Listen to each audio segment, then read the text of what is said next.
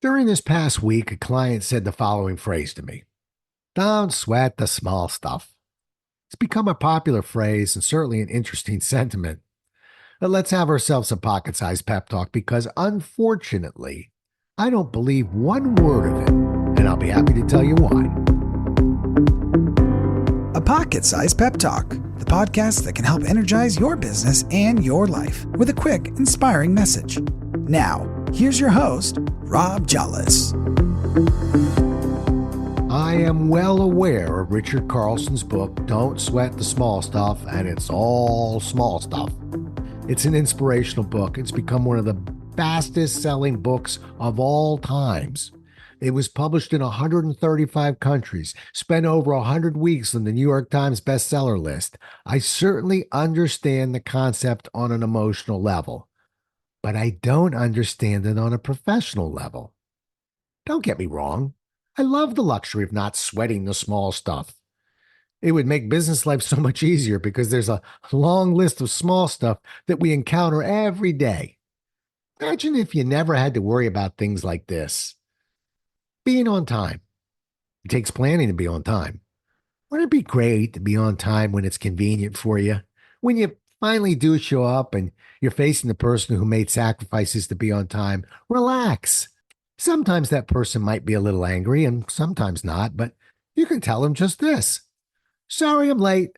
I don't sweat the small stuff." Now, here's another one. Finish a project on schedule. Takes organization to finish a project on time. Wouldn't it be great to complete your work on schedule when it's convenient for you? Why not just get close to finishing on time? Perhaps your client has been carefully coordinating multiple project schedules that involve your project, and your client expects you to finish this project on time. And when you do finally complete your project, you can just say this: "Sorry I finished the project late. I just don't sweat the small stuff." All right, one more. Being thorough. It takes discipline to truly be thorough. Wouldn't it be great to be kind of thorough? I mean, when you turn a project in, you can just place this disclaimer at the beginning and the end of the assignment: "I don't sweat the small stuff." Shall I go on? From the movie Scent of a Woman, I'd like to borrow the words of Al Pacino: "I'm just getting warmed up." Almost everything that we come across can either be categorized as small stuff or layers of small stuff. How do we sift through all the things in our lives and then decide what should be considered small stuff?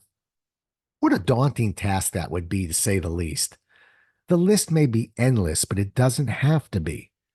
The trick is to remove the concept of choice, because sweating the small stuff isn't a choice.